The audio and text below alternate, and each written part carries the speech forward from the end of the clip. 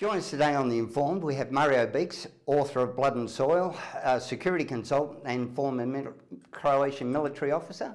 We have Ian Cook, director of I Cook Foods, and we have John Heron, the solicitor, victims advocate, and the federal Liberal Democrats candidate for the seat of McEwen. Good morning, guys. Morning. Good morning. Now, 5 weeks out from the election, and just on the weekend, we saw News Corp running a story of leaked documents with a less than glowing assessment of Anthony Albanese. Will it make a difference? Are the knives out already? What can we draw from this?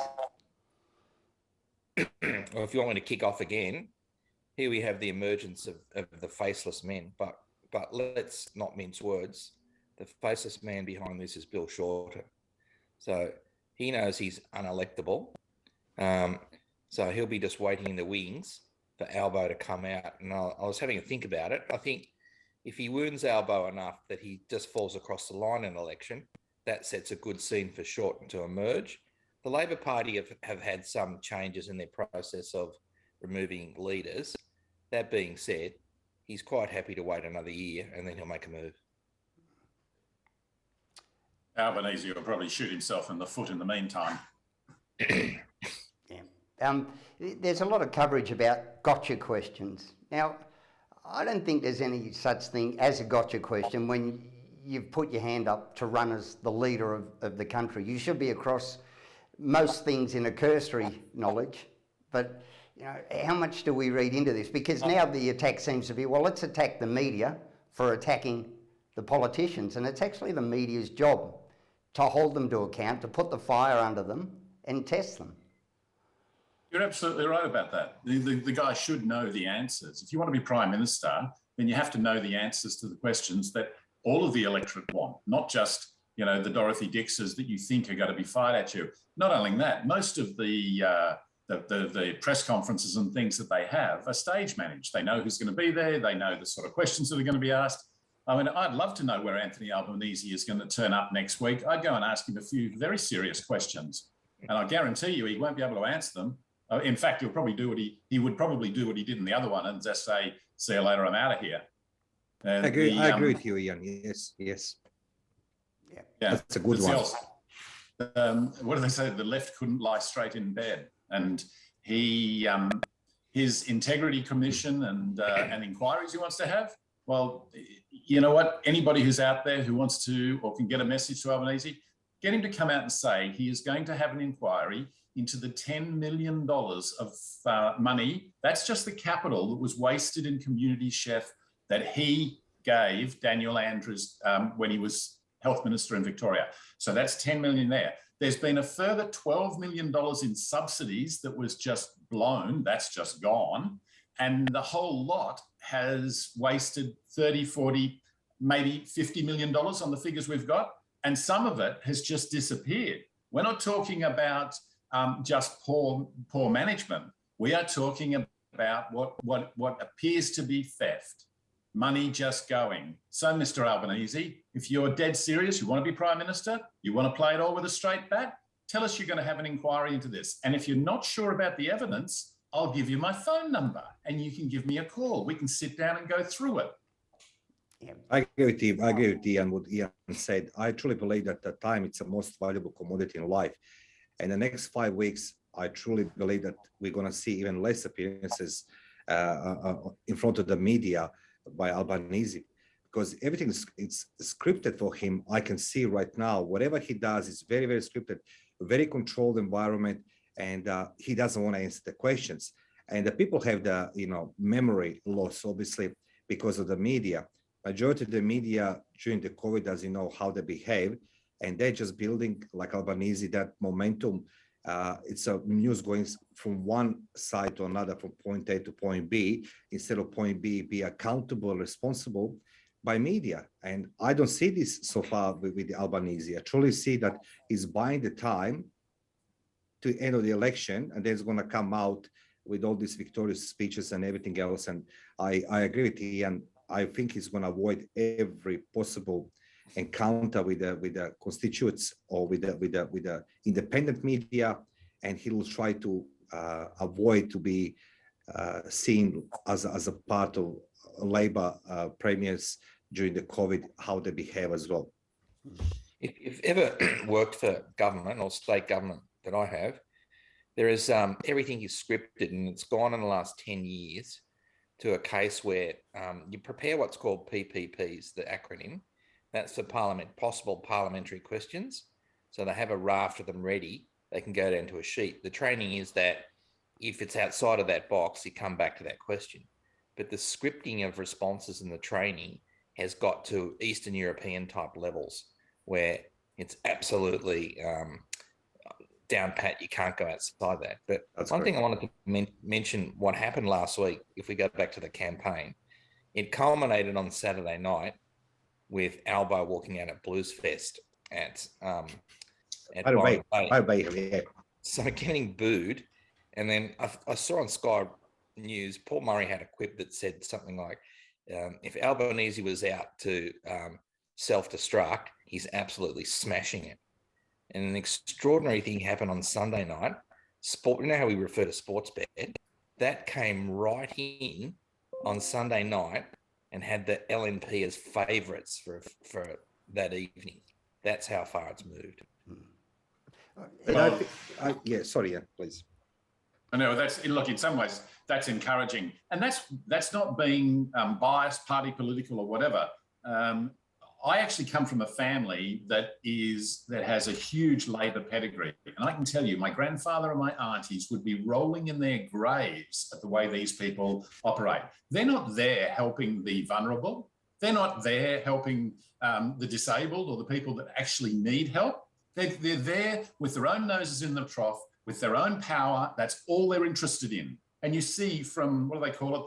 The three women who attacked the other one within the left of the Labor Party. And forgotten what the expression they used for them. Mean girls. Yeah, the mean girls. Yeah. Well, mean is probably about as polite as you could say. There is nothing nice about those people. The left wing of the Labor Party is probably the most vicious of any political party in Australia. And the idea that Albanese, who is from the left, is suddenly changing his spots, and suddenly he's now the shepherd, suddenly he's now going to take the flock forward and everyone will prosper. I've got news for everyone out there. He's no shepherd, he's a wolf in shepherd's clothing. I'm very, very of the Labor.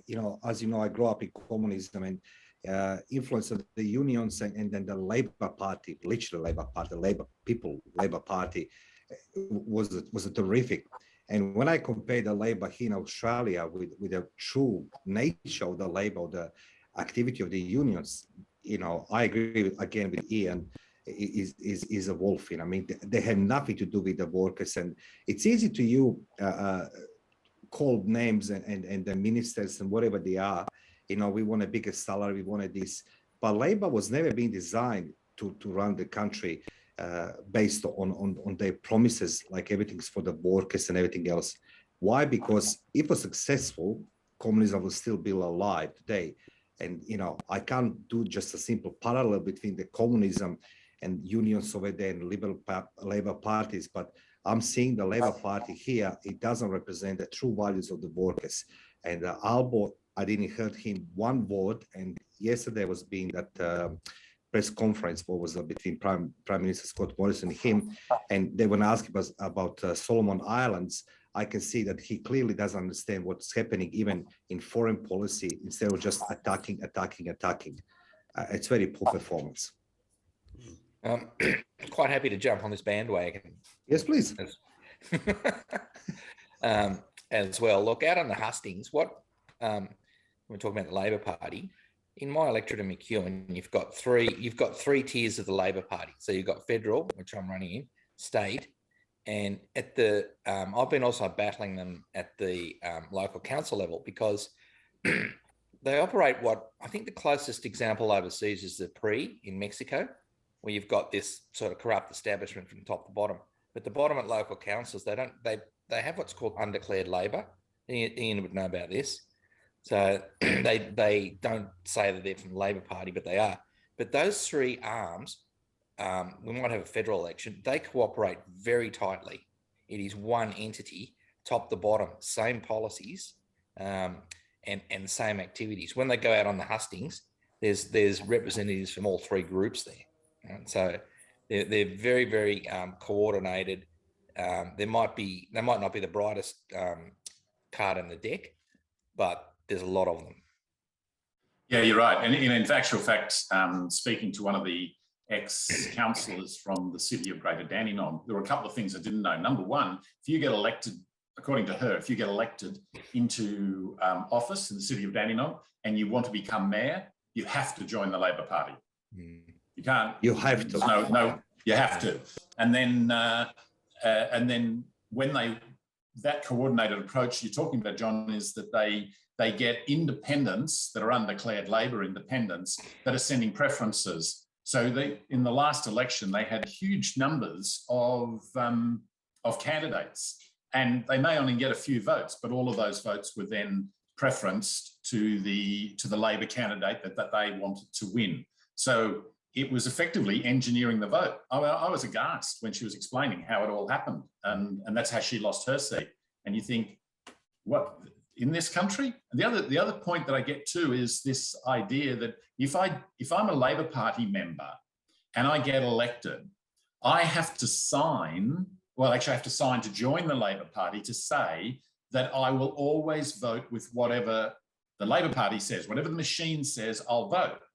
Now, that's not, you think about it, Australian law says that you can't direct somebody's vote. You can't tell someone how to vote. If you try and manipulate someone and tell them how to vote, that's an indictable offence. And yet you have a party that has rules that say, if you don't vote the way we tell you to vote, then we're going to chuck you out of the party and you'll lose this pre-selection, the job that you thought you had.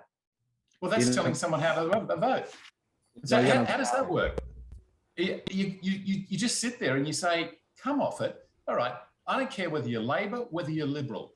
You have to be able to cross the floor. If you represent a particular electorate, your first responsibility is to the people of that electorate. Your responsibility is not to the party. It's not to your mother or your mate who happens to be, whether it's a developer or a union leader. It's to the people you represent. That's why you got elected. That's what democracy is all about. So you have to have the right to get up and say, on this particular issue, even though I'm left, right, centre, whatever, I'm crossing the floor because it's not right. And that's what politics has lost. We have to get back somehow to a position where we have people of independent mind thinking about the issues and what's right for their electorate and the people they represent. Yeah, the greatest tragedy there. Go ahead, Murray. I'm sorry. I just want to make it,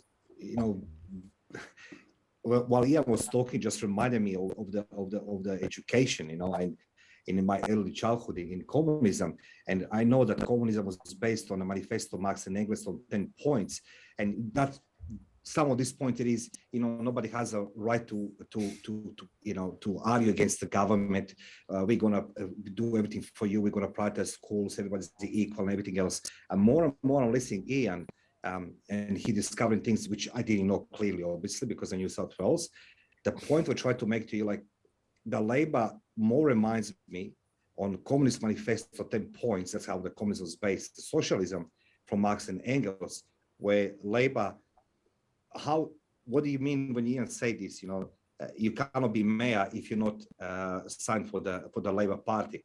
I mean, where is democracy then in this? And why we need to be loyal to the party rather than to the constituents? It's very boring with this thing because I didn't know this. That's the case over there. Maybe it's even here. The great tragedy of that, on Mario's point, is that the public are largely unaware of this and how it operates. And in many ways, people are fed up with politics, but they get a snippet that at the end of the day, the entire Australian political structure, the Westminster system has absolutely collapsed. It's like absolutely a flat line now. There's no independence between the executive and the political arm. The judiciary, well, I'm not allowed to go into that, but really the public don't know how this operates, right? So that's number one. They're skeptical of it, but it needs to be revealed fully how it operates there. But that goes to the second stage. The people running for politics, and Albo at the top here, it's all the smoke and mirror games about who they are. They can roll out any type of fudge resume. The vast majority of them have very limited work experience. Yes. Again, Daniel Andrews never had a job. You know, Albo's worked for 6 months in his entire career, other than getting back to the union organisers and party affiliates. This is really like and I mentioned Mexico again. It operates in the same way. Maybe they don't have cartels, but we've got a similar group, and that's called the unions.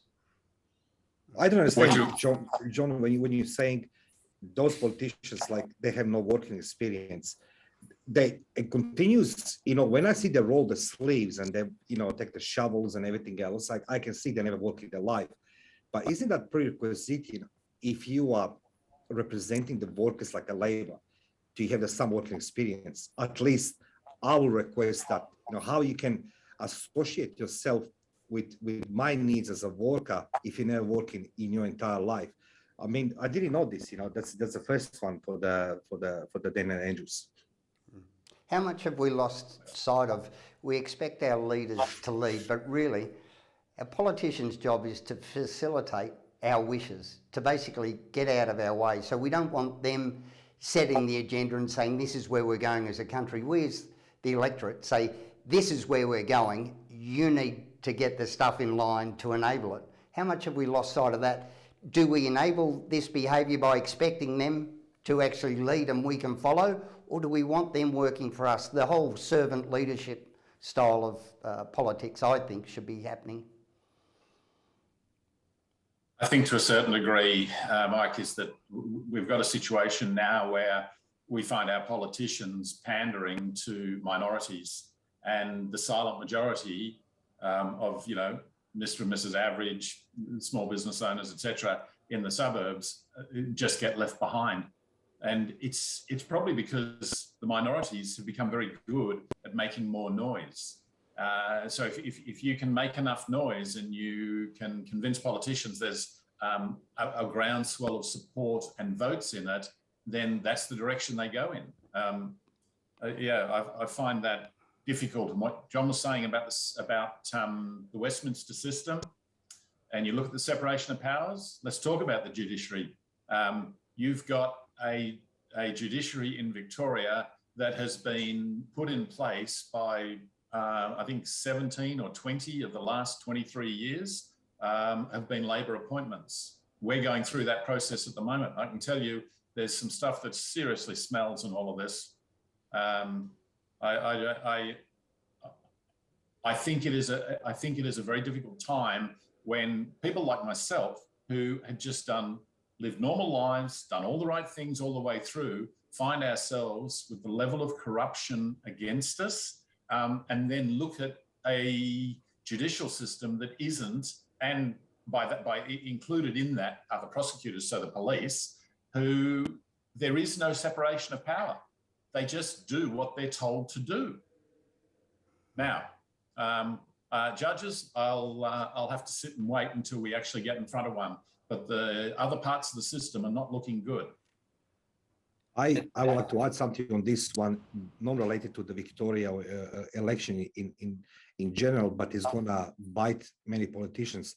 I was reading an article the other day in a Bloomberg, I think on Tuesday afternoon, and the latest analysis by Bloomberg across the globe, that the least cities preferable to live, move, or go for tourism are the Sydney and Melbourne. And I'm asking myself, because I can see in Sydney, it's coming very slowly back to the restaurants, to the pubs, the shops and everything else. Sydney and Melbourne lost that edge, being as a preferable cities to live, and that's gonna absolutely make it economical disaster for Australian tourism. And some of politicians will need to address this, why we have no tourists anymore, why we have no students anymore, and why we are not in the top, countries across the globe to come and live and migrate. So that's going to be one of the questions I truly believe is going to be sooner or later being asked many politicians across Victoria and Australia. Well, Mario, they may have those questions put to them, but don't expect a straight answer, and the care factor is not there. Yeah. One of the things I wanted to mention too is about, we'll talk about the hustings in that betting market over the last week or two. There's a very strong emergence of support for independents and minor parties. Certainly in my seat of McEwen now, I've got another 4 candidates along with me in the independent side of things. But Sportsbet's predicting that we'll have about 5 independents in the federal parliament. If you and it may be up to 7 or 8. And if you add all of that, minority government looks like the likely outcome. And the betting markets were saying that if that was the case, the Liberal Party had a slight edge in forming a government. But I think they're going to have a larger play. We've sort of talked about this last few weeks. Now it's starting to emerge. They're going to have a larger say and a larger play. Their preferences are going to knock people and politicians off left, right and centre. And we've just recently had both parties come out, both Morrison and Albanese, saying that they will not form a coalition with the independents. And it's very bold speak this far out, but I can't see that carrying through in the end when it comes to either forming a coalition with these independents or not being in power. We know that's going to go out the window. That's right. Never get in the way of a politician and power. Hey. All right, guys, we're going to wind it up. So I just want to finish with what do we think will happen in the next week? Before we come back next week, John, what can you see happening? Albo being kept away from the camera as much as possible, a bit like the debate last night. When he steadied last night, the betting markets came back and had Labor in front. Like everyone's watching the betting markets for not the polls, but again, how we say where people put their money on. So I just predict a very, very boring week, and the election will sort of get a low key fizzle for the next few weeks. Mario, for you, week ahead? I go totally opposite what John says. I truly believe there's going to be not the performance in front of the cameras in terms that he's going to answer the questions to the media, but truly believe that Albanese will step out with a lot of statements in the next couple of days. I guarantee you that's going to happen because he believes he's gaining momentum and he's going to bring the heat to everybody by just releasing the statements as John says, PPP, triple P, and he's gonna triple P's, yes, and that's gonna he's gonna start slamming the market and media with a public performance, just giving statements and yeah. And Ian, week ahead for you, what do you think's happening? Well, I actually agree with Mario that I think those statements and the things that he's going to come out with, you watch. They won't be costed, but they will cost a fortune. There's absolutely no. He will try and come out with as many pork barreling offers as he can to sweeten the deal, to make those that are happy to take something for nothing think that they're really getting something for nothing. So it'll be interesting to see next week. If anybody knows where he's turning up, by the way, at a shopping centre, let me know. and for me, I think what's going to happen is we're going to see a lot of vacillation. There'll be so much backroom polling and briefing and just trying to see which way the wind's blowing to try and either capitalise on a bit of momentum or a bit of shift and push that a bit further. And I think we're starting to become, well, I know I am, if I hear we have a plan, one more time, I'm going to throw my shoe at the television. Now is the time to tell us the details. We'll have more to say on that in the coming weeks. Now is the time to show your hands. I want to know whether you're bluffing or whether you're real. So that would be my week ahead. I think we'll see more poll-driven vacillation and answers, so pandering basically. So, all right, guys, we've got to wind it up there. Thanks so much for your time and look forward to talking next week. Thank All you, right, Ian. nice to Thank see you, you all. John. Thank you, Michael. See you later. Guys. See you. Bye-bye. Bye, Mike. Bye, Mario. Bye, John.